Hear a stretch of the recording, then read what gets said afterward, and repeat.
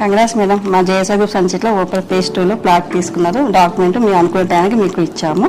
మీ JSR group sunset మీ plot తీసుకున్నందుకు మీ feedback ఎలా చెప్పగలరు? ఓకే మేడం, నేను రామంతపూర్ నుంచి వస్తున్నాను. మా పేరు దీపిక అండి. తెలిసిన వాళ్ళ ద్వారా ఇక్కడ జేఎస్ఆర్ గ్రూప్ సన్సెట్ గురించి తెలుసుకొని ఇక్కడ చూసామన్నమాట. అంత వెంచర్స్ అదే సైట్ విజిటింగ్ చేసాము.